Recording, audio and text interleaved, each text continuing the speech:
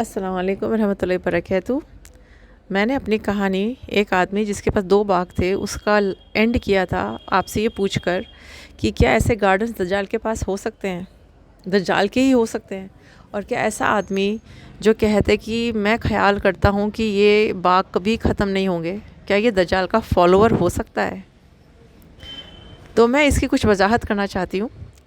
میں بالکل مانتی ہوں کہ ایسا ہو سکتا ہے، اور دلیل یہ ہے کہ آج کل ہماری سرکاروں نے ایک جینیٹیکلی موڈیفائڈ سیڈز بھی اپروو کر دیے ہیں۔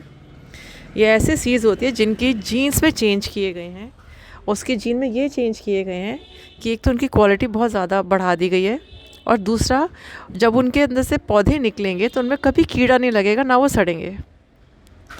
تو یہ تو ہم سمجھ سکتے ہیں کہ جینز کے ساتھ کھیل کر اس کو بدل کر ایسے پودے اگائے جا سکتے ہیں جو کہ ہمارا فیوچر بھی ہے، ایسے ہی آنے والے ہیں۔ اب ہم اس بحث میں نہیں پڑیں گے کہ اچھے ہیں کہ خراب ہیں، لیکن ہم اپنی دجال والی تھیوری کو آگے بڑھاتے ہیں۔ جب بھی دجال کا فالوور ایسی کوئی بھی بات کرے گا دجال کے فیور میں یا اپنے باغوں کے بارے میں کہ دجال کھیت اگا سکتا ہے، پیڑ پودے اگا سکتا ہے، پانی برسا سکتا ہے، اور ایسے کھیت اگائے گا جس میں 100% پروڈکشن ہوگی، صرف فائدہ ہی فائدہ ہوگا، کوئی نقصان کا کوئی گنجائش نہیں ہوگی، تب ایک مسلمان نے کیا بولا تھا؟ اس کی اگلی آیت میں اللہ ہمیں سمجھاتے کہ ہمیں کیا آنسر کرنا ہے۔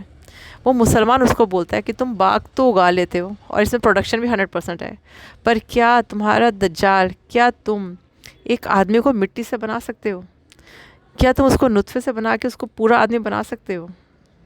یہ دجال ویسے بھی کبھی نہیں کر پائے گا۔ وہ مردے کو زندہ کر لے گا، زندہ کو مردہ کر دے گا، ماں باپ کو پیدا کر سے باتیں سنا دے گا واپس لا کر، لیکن وہ کبھی بھی ایک مٹی سے نہ انسان میں جان نہیں ڈال پائے گا۔ تو یہ آنسر ایک مسلمان کو دینا ہے دجال کے فالوورز کو، یہ اللہ ہمیں سکھاتے ہیں۔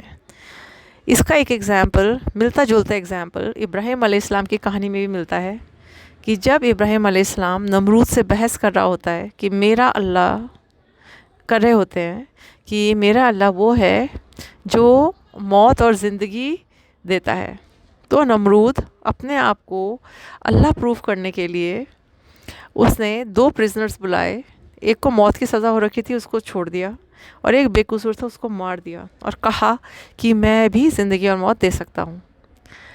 تو ابراہیم علیہ السلام اس کے دماغی حالت کو سمجھتے ہوئے انہوں نے کہا ٹھیک ہے، تو میرا رب سورج کو مشرق سے نکالتا ہے، تم مغرب سے اگا کے دکھا دو تو میں مان جاؤں گا کہ تم رب ہو، جس کا اس کے پاس کوئی جواب نہیں تھا۔